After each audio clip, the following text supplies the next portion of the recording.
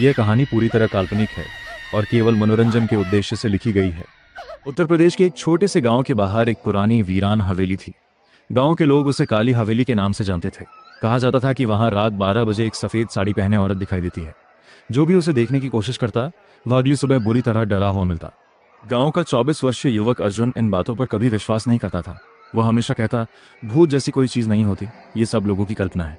एक दिन उसके दोस्तों ने उसे चुनौती दी, अगर तुम इतने बहादुर हो तो आज रात 12 बजे हवेली में जाकर दिखाओ। अर्जुन मुस्कुराया और बोला, ठीक है, आज रात मैं वहां जाऊंगा और वीडियो बनाकर भी लाऊंगा।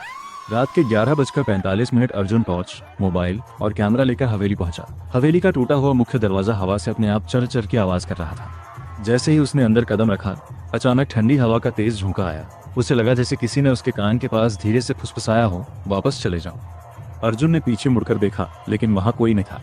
उसने हिम्मत जुटाई और आगे बढ़ता गया। हवेली के अंदर चारों तरफ धूल, टूटे हुए फर्नीचर और मकड़ी के जाले थे।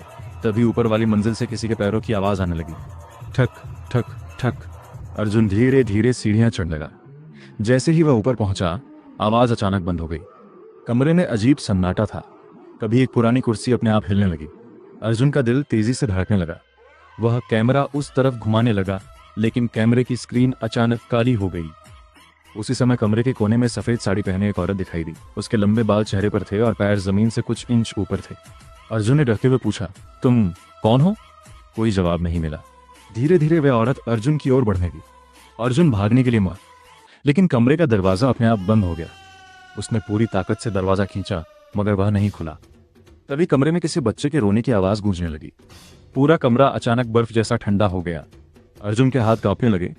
वह पीछे मुड़ा तो सफेद साड़ी वाली औरत बिल्कुल उसके सामने खड़ी थी। उसकी आंखें पूरी तरह काली थीं और उसने धीमी आवाज में कहा, तुम क्यों आए हो? अर्जुन डर के मारे बोल भी नहीं पा रहा था।